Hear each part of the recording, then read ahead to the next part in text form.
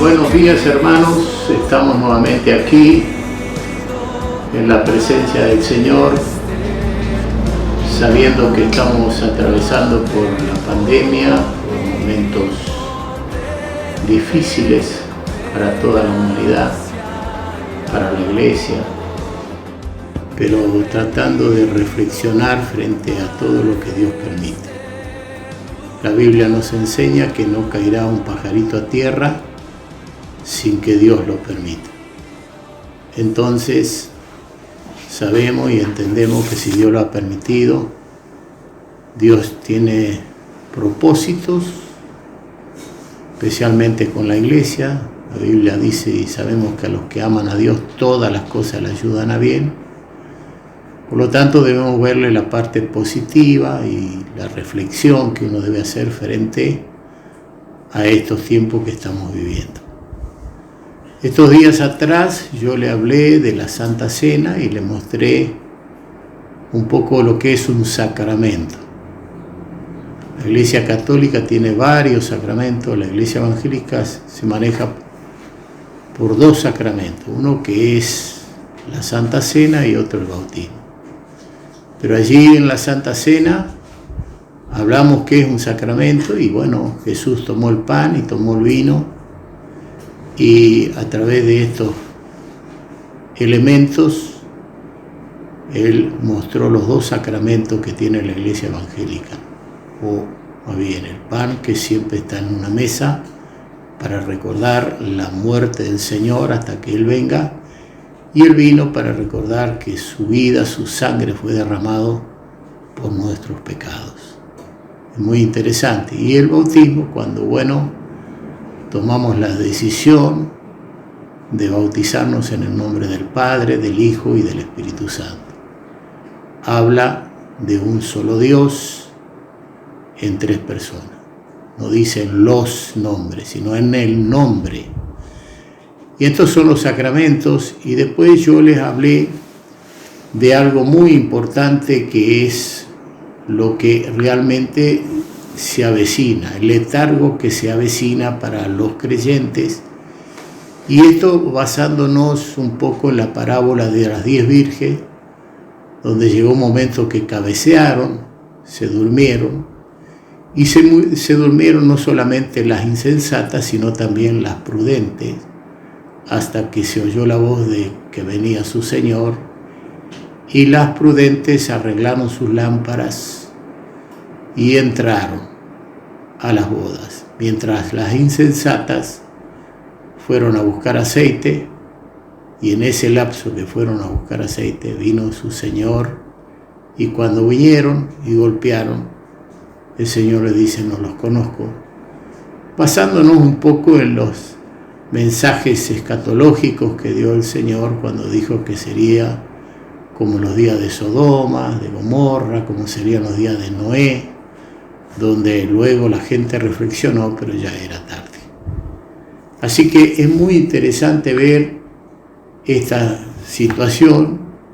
Y luego yo les hablé de algo tan importante, cuidando la lámpara del cuerpo, hablando que si el ojo es malo, todo el cuerpo está en tinieblas, pero si el ojo es bueno, te ilumina Dios con su resplandor maravilloso. Y allí tomamos cuando a lo bueno lo llamamos malo y a lo malo lo llamamos bueno. Entonces cuida la luz que hay en ti, no sea que la luz que hay en ti sea tiniebla, cuánto no serán las mismas tinieblas. Entonces todos estos son mensajes que tienen que ver con aprovechar estos tiempos y arreglar situaciones con Dios y saber que Él en algún momento va a venir. Y ese momento, cuando Él venga, tenemos que estar preparados. Hoy yo le voy a hablar de preparándonos siempre para partir de este mundo.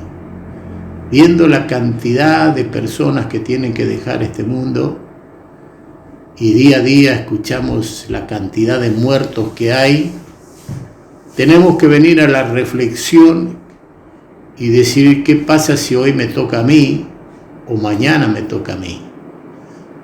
Estoy preparado para volar a la eternidad. Estoy preparado para que los ángeles del Señor me lleven más allá de la muerte.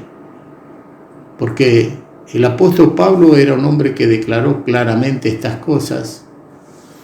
Un hombre que tuvo la experiencia de haber sido trasladado al tercer cielo, donde vio y oyó cosas no dadas a los hombres. Y él dijo claramente: ausentes al cuerpo, presente al Señor. Bueno, la Biblia nos habla de 4 hombres que conocieron allí lo que es esto de la eternidad. Lázaro, que murió y fue resucitado. Después encontramos a Pablo, que fue trasladado al tercer cielo. Encontramos a Juan el apóstol, que fue llevado y le reveló el Apocalipsis. Y encontramos, hermano, estos hombres que realmente revelaron que hay otra vida después de la muerte. Y esto es lo grandioso, que el Señor, cuando Él habló de esta vida, habló también de la otra con la misma naturalidad con que lo hizo. Ahora, yo hago una pregunta. La pregunta que tiene que hacerse todo ser humano es: esta noche vienen a pedir tu alma, y lo que has provisto, ¿de quién será? Y esto, hermano, está basado allí en lo que dice Lucas en el capítulo 12, versículo 20. Ninguno sabe cuándo van a pedir nuestra alma. Nadie sabe en qué momento vamos a tener que partir de este mundo. Porque hoy podemos estar perfectamente bien y de repente tenemos un infarto, se para nuestro corazón y tenemos que salir de este mundo. Pero la pregunta es: ¿estamos preparados? ¿Hemos arreglado con Dios? Yo escuchaba estos días hablar a ciertos hermanos exponiendo la palabra de Dios, y cuando yo entré: hola pastor, ¿cómo le va? Fue interesante ver que estos hermanos, a pesar que son personas que hace poco tiempo vienen a la iglesia, estaban testificando. Y bueno, allí había un hombre que estaba haciendo esas comparaciones entre un violador y otra persona que no viola, poniendo al violador en un nivel realmente gravísimo, que lo es, nadie va a discutir eso. Pero yo lo que traté de hablarle a la persona, que el pecado es que la luz vino al mundo y los hombres amaron más las tinieblas que la luz, porque sus obras eran malas. Bueno, no quiso escucharme mucho, se fue inmediatamente. ¿Por qué? Porque todos hemos violado la regla de cruzar los límites, y todo ser humano cruzó, unos más, otros menos, pero el pecado más grande es no haber creído en la luz, que es Jesucristo. Ahora, yo recuerdo cuando estudiábamos este texto: esta noche vienen a pedir tu alma, ¿de quién será? Muchas veces nos hemos detenido, incluso en el seminario, ¿qué significa eso? Y haciendo un análisis del texto, esto significa que muchas veces han pedido nuestra alma, pero Dios se lo impidió. Se lo impidió al ángel de la muerte por amor a las criaturas y también a su iglesia, a su pueblo. Entonces el ángel de la muerte aparece allí en el Antiguo Testamento, y en el Nuevo Testamento habla allí la Escritura diciendo: oh muerte, ¿dónde está tu aguijón? Le está hablando a un ser que tiene el poder para quitar la vida. Además, se han hecho películas con esto también, no tan perfectamente de acuerdo a la Biblia, pero se han hecho para dar un mensaje a la humanidad acerca de que hay otro lugar a donde el ser humano va a tener que partir. O va con el Señor, o va a un lugar realmente muy duro. Así que esto significa, hermano, esta noche vino a pedir tu alma y lo que has preparado, ¿de quién será? Significa oportunidades, significa recibir la gracia de Dios en su debido tiempo. Dice allí claramente 2 Corintios 6, 1 y 2, así pues nosotros como colaboradores suyos os exhortamos también a que no recibas en vano la gracia de Dios, porque dice, en tiempo aceptable te he oído y en día de salvación te he socorrido. He aquí ahora el tiempo aceptable, he aquí ahora el día de salvación. Por lo tanto, cuando predicamos la palabra y anunciamos, son oportunidades que Dios le está dando a las personas. Deberían escuchar, deberían prestar atención, deberían volver a la Biblia y mirar bien lo que dice la Biblia, no encerrados allí en una religión. ¿Por qué? Porque la religión, hermanos, de aquellos entonces tenían grandes problemas. Y veo también acá en Hebreos, hablando un poco al pueblo para no retroceder, en Hebreos 6, capítulo 6, versículo 4 al 5, porque es imposible que los que una vez fueron iluminados y gustaron del don celestial y fueron hechos partícipes del Espíritu Santo y asimismo gustaron de la buena palabra de Dios y los poderes del siglo venidero, y luego dice, y recayeron, sean otra vez renovados para arrepentimiento, crucificando de nuevo para sí mismo al Hijo de Dios y exponiéndolo a vitupero. Pero lo que nos enseña es que no podemos volver para atrás. Hay muchos versículos que hablan acerca de estas cosas. Cuando una persona es liberada de los poderes del diablo, si vuelve atrás, bueno, el postrer estado de la persona va a venir a ser 7 veces peor que antes, porque los demonios salen de los cuerpos, pero después vuelven a entrar si usted no recibe a Cristo, si usted no recibe el verbo, que es la palabra, que es Cristo, y participa cada día de esa palabra, practicando, viviendo y llevándola a cabo. Entonces, es muy importante todo esto.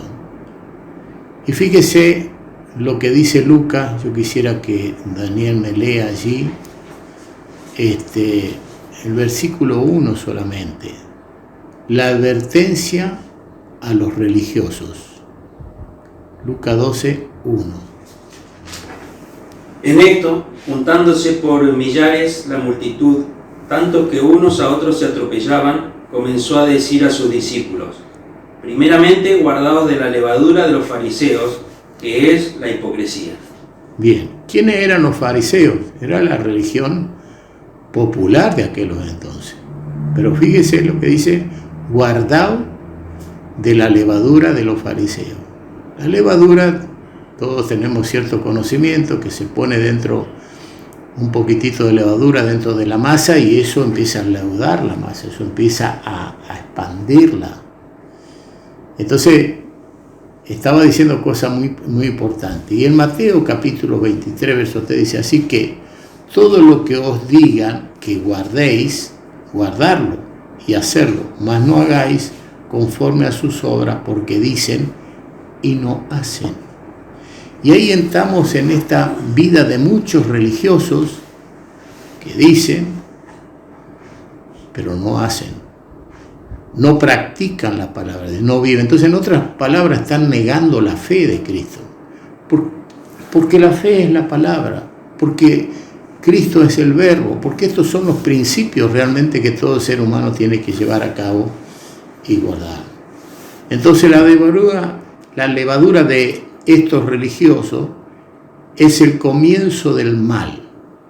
Jesucristo tuvo que advertirle del infierno, diciendo, no temáis a los que matan el cuerpo, sino temed al Señor que puede destruir el alma en el infierno. Cristo fue tan claro, revelándole que hay un lugar de dolor y de tormento.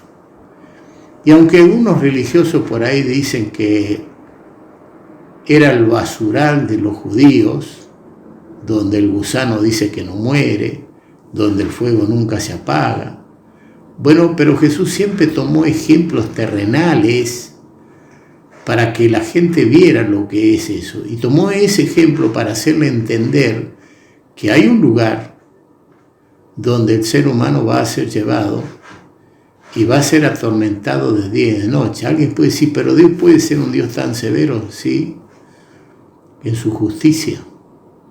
Pero también es un Dios de amor y de misericordia, porque Él dijo claramente que nadie que viene a Él le echa fuera. Y las personas no quieren ir a Él, ¿por qué? Porque sus obras son malas. No quieren proceder en lo que se llama un arrepentimiento, un giro de 180 grados, apartarse del mal, porque sus obras son malas.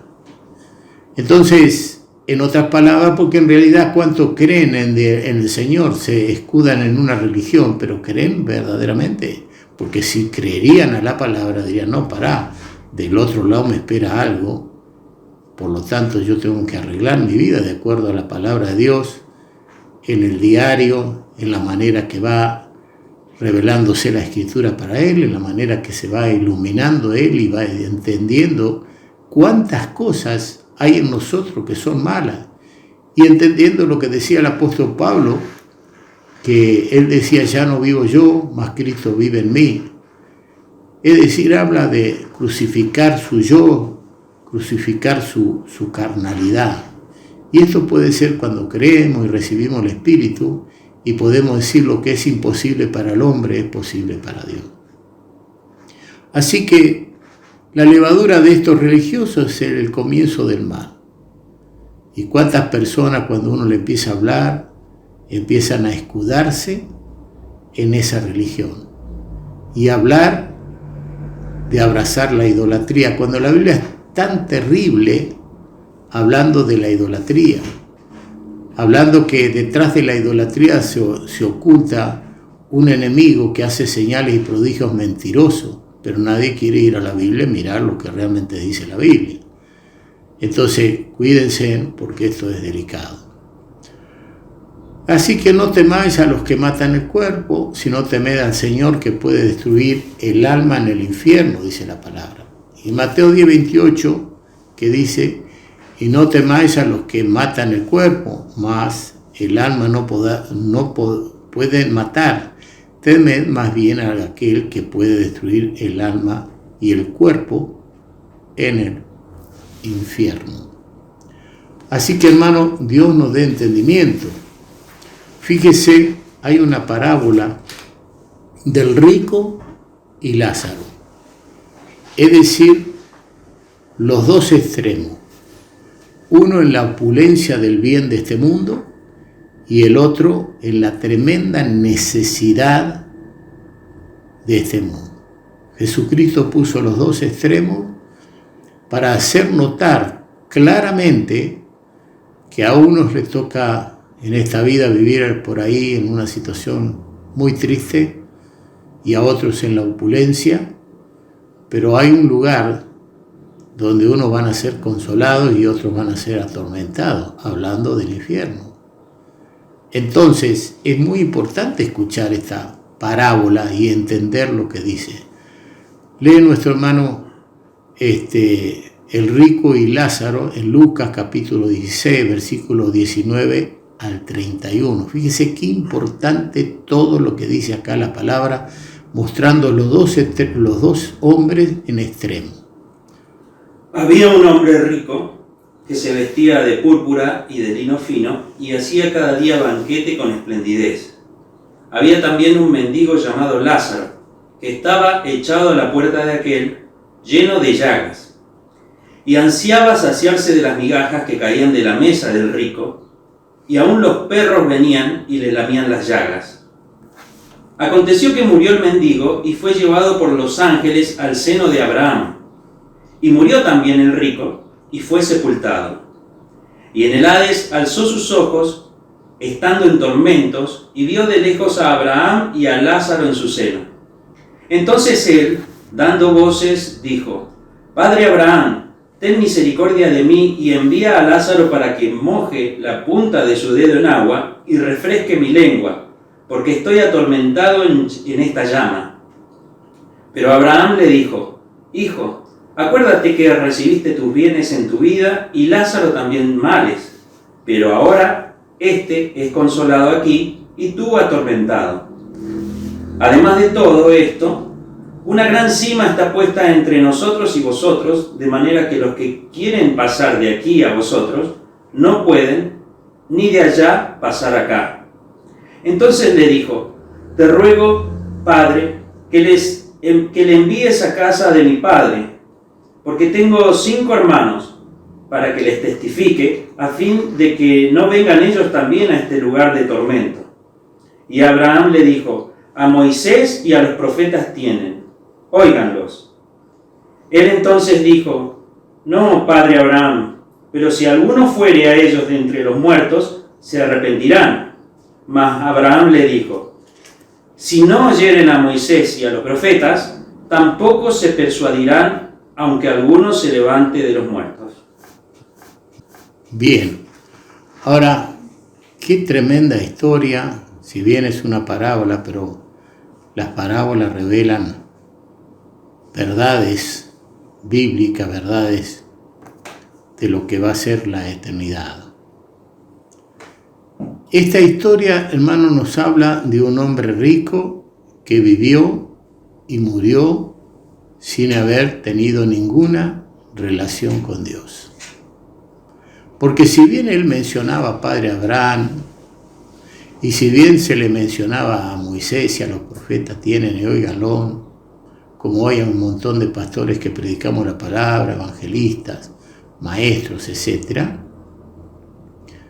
el tema está que este hombre no tenía una buena relación con Dios. Y ahí que muchos religiosos creen, pero no tienen buena relación con Dios, porque lo único que se preocupa son los afanes de esta vida. Y entonces el Señor habló de la vida eterna con la misma naturaleza con la que habló de esta vida. Jesús mencionó las dos cosas claramente. Es más, en un lugar de la Biblia dice que Dios puso la eternidad en el corazón del hombre. Yo puedo escuchar a veces periodistas hablar cuando entramos en este tema de religiosos, como en esta mañana estaban hablando de esta religión, de esta gente hindú que van, le piden por toda la pandemia y esto, lo otro, y él habla que sería bueno discutir el tema, pero dice, ellos son tan duros para hablar, dice que no se puede tener un diálogo. Entonces, ¿qué es lo que está diciendo? Esto es secta. Bueno, hay muchísimas sectas. A veces se cataloga a los evangélicos como que somos una secta. Es más, hay un hombre que hablaba hace unos años mucho de la secta, de los evangélicos, de esto. Secta es todo lo que se aparta del contexto bíblico. Eso es secta. No es secta lo que sale de la Iglesia Católica. No es así. Porque la misma Iglesia Católica, 600 años después de Cristo, y aún en los días de Juan el Bautista y en los días de Juan el Apóstol, ya estaban anunciando que iba a venir esta gran apostasía. Y apostasía es renegar de la fe, apartarse de lo que dice la Escritura. Entonces, ¿quién es más secta?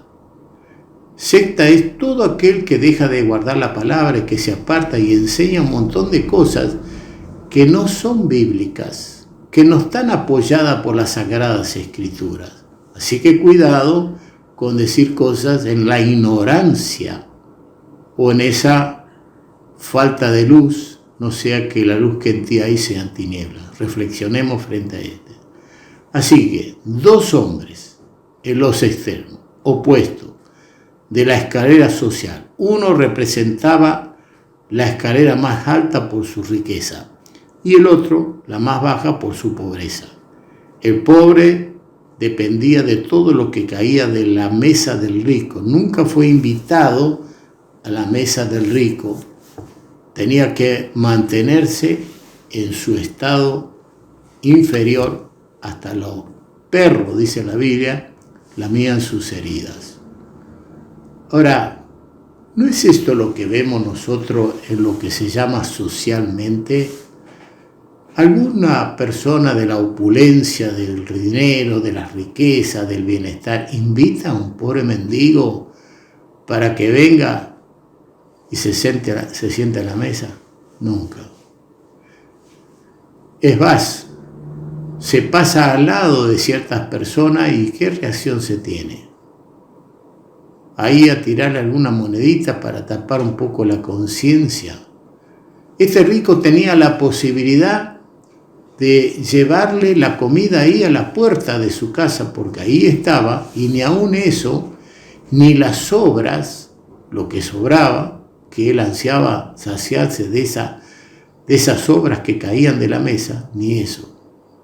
Estaba allí en su propio mundo, de la riqueza, de la fama, de lo que se llama la sociedad, pero no se acordó jamás de ese pobre mendigo que estaba a la puerta. Y esto lo vemos muchas veces con gente que está frente a los templos, frente a ciertos lugares donde buscan tener algo. ¿Cuántos reflexionan y cuántos reflexionamos? Porque quiero incluirme en esto también, aunque tenemos nuestro sistema de ayudar a las personas y a veces se hace fastidioso porque están todos los días como que uno tiene la abundancia y a veces no la tiene. Pero bueno, no voy a hablar de lo que uno hace. Así que por otra parte, seguramente el rico tenía muchas propiedades, instituciones que llevaban su nombre, esto usted lo ve, muchos amigos. Habla la Biblia de que el que tiene riqueza no le faltan los amigos, un gran prestigio social en su comunidad. Esto es lo que decía. Y yo pensando en todo esto, ¿me entiende? Recuerdo días atrás cuando les conté de el estanciero que invitó al pastor o envió a llamar al pastor para que mostrarle todo lo que él tenía. Así que el pastor llegó allí y él dice, mire, por acá todo es mío, mire por allá, todo es mío, mire para el otro lado, todo es mío. Y así indicó los 4 puntos cardenales del lugar, de su estancia. Y el pastor en un momento pensó, pero recibiendo allí lo que la Biblia nos promete, la guía del Espíritu Santo, le dice, ¿cuánto tiene para arriba? Y este hombre no pudo levantar los ojos arriba porque no tenía nada. Así hay muchas personas muy poderosas en esta tierra que son famosos, que son de renombre, que son conocidos, que tienen muchas propiedades, que tienen muchos bienes, pero no son ricos para con Dios. Cuidado, porque hoy no está Moisés ni los profetas, pero estamos nosotros quienes hemos creído y quienes estamos continuamente tratando a uno u otro de indicarles el camino. Y aún tratando de convencerlos y de forzarlos a entrar a la vida eterna. Porque un día van a pedir su alma. Un día puede llegar el COVID. Un día puede haber un paro cardíaco donde usted va caminando, haciendo ejercicio, de repente se para su corazón y se cae. Y tiene que presentarse al Señor. ¿De qué sirve todo lo que hizo en esta tierra? ¿De qué sirve la fama? ¿De qué sirve la popularidad? ¿De qué sirven los amigos? ¿De qué sirve todo esto que es temporal? La Biblia dice que debemos hacer tesoro en los cielos, donde ni ladrones ni la polilla corrompe, y donde esté nuestro tesoro estará en nuestro corazón. Por eso es tan importante que hablemos del Señor. Romanos 8:16 dice, el Espíritu mismo da testimonio a nuestro espíritu de que somos hijos de Dios. ¿Puede decir usted con seguridad, soy hijo de Dios. Una cosa es ser criatura, creación, y otra cosa es ser hijo. Hijo es aquel que en un momento fue iluminado por el Espíritu Santo, porque el Señor convence de pecado, justicia y juicio. Él dice, nos hace ver que somos pecadores y necesitamos arrepentirnos. ¿Y cuántos de nosotros podemos decir que sí nos hemos arrepentido, sí hemos recibido esa luz, sí hemos creído en el Señor y sí hemos comenzado a hacer tesoros en el cielo, donde todo nuestro ser está allí? Por ahí dice, todo vuestro ser, espíritu, alma y cuerpo sea guardado irreprensible para la venida del Señor. Cuidado con los placeres de la carne, con los placeres de este mundo, que hoy en día lamentablemente se cambian de esposas como un chupetín en la boca. Lamentablemente hay fornicaciones, hay adulterio, ya no hay pactos de casamiento, ya se usan otras formas, ya no se dice mi esposa, se dice otra cosa. Entonces, que Dios nos bendiga, que Dios nos dé entendimiento para saber que un día todos seremos llamados al gran tribunal de Cristo, unos para recibir el galardón, la recompensa, porque creyeron, porque testificaron, porque confirmaron su fe con su vida, dejando este mundo, crucificando su yo, su naturaleza caída. Otros van a estar con vergüenza, porque entonces se manifestará aún lo oculto de sus corazones. Porque este hombre que dijo, voy a agrandar mis bienes, voy a derribar mis hilos, voy a edificar otros más grandes, voy a llenarlos, y entonces diré, alma mía, muchos bienes tienes guardado, come, vive, disfruta. Ahí aparece el texto, esta noche vienen a pedir tu alma, y lo que has previsto, ¿de quién será? Espero que este mensaje le llegue al pueblo de Dios, a la iglesia, a los que por YouTube pueden entrar y verlo, y espero que también otros puedan verlo y puedan reflexionar frente a todo esto que nos trae a reflexión. Que Dios les bendiga, Dios les guarde, y permítame que usted pueda poner ahora su mano en su corazón, y yo quiero hacer una oración breve por su vida. Padre, a todo aquel que mire este video, a todo aquel que ha creído esta palabra, porque es tu palabra tomada directamente de la Escritura, y cree que tú puedes hacer misericordia de él y que tú puedes perdonar sus pecados, que se da cuenta que necesita pedirte perdón, que ahora tuvo una actitud de fe de poner la mano en el corazón, yo te pido, Padre, que tú los perdones, que tú los salves, que tú escribas su nombre en el libro de la vida. Señor, los bendigo, los encomiendo a ti en el nombre del Padre, del Hijo y del Espíritu Santo.